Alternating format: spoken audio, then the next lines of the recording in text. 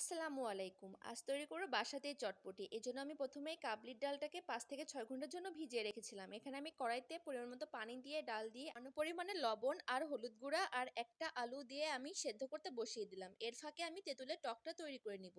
এর জন্য আমি একটা বাটিতে একটু তেঁতুল দিয়ে পানি দিয়ে ভিজিয়ে রেখেছিলাম। এরপর আমি তেঁতুলের কাঠটা বের করে এরপর আমি এর মাঝখানে অ্যাড করলাম আরেকটু পানি, আর এরপর লবণ, বিট লবণ, ১ চা চামচ চাট মসলা বা চটপটি মসলা আর চিলি ফ্লেক্স, ১ চা চামচ চিনি আর ১ টুকরা লেবুর রস দিয়ে খুব ভালো করে আমি এটাকে মিক্সড করে আলাদা করে রেখে দিলাম।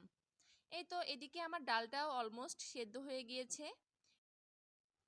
এরপরে আমি একটা ডাল নিয়ে চেক করে দেখছি প্রপার সিদ্ধ হয়েছে কিনা। আর বাসায় ফুচকা ছিল না, এর জন্য আমি বাসাতেই তৈরি করে নিলাম কয়েকটা ফুচকা। এই তো ফুচকাগুলো আমি তেলের উপর দিয়ে ভেজে নিচ্ছি। দেখতেই পাচ্ছেন কতটা ফুলকো হচ্ছিল আমার ফুচকাগুলা। এই তো আমার সব কিছু কমপ্লিট। এখন আমি তৈরি করব চটপটি। এখানে আমি ডালের মাঝখানে বিট লবণ, লবণ, চিলি ফ্লেক্স, চটপটি মশলা আর ২টা আলু ম্যাশ করে দিয়ে দিব। এটাকে পুরাপুরি ম্যাশ করা যাবে না। আর এরপরে আমি কাঁচামরিচ কুচি আর পেঁয়াজ কুচি আর শসা কুচি দিয়ে আর একটু ডিম কুচি করে দিয়ে খুব ভালো করে নেড়ে চেড়ে নিব। এই তো এর মাঝখানেই দিয়ে দিলাম তেঁতুলের সেই টকটা। এরপরে আমি কয়েকটা ফুচকা নিয়ে এর মাঝখানে ভেঙে দিয়ে দিলাম।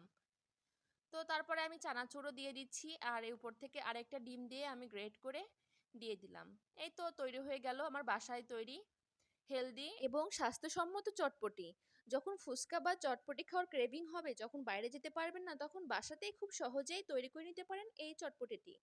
তো ভিডিওটি ভালো লাগলে অবশ্যই লাইক, কমেন্ট আর একটা শেয়ার করে দিয়েন। আল্লাহ হাফেজ।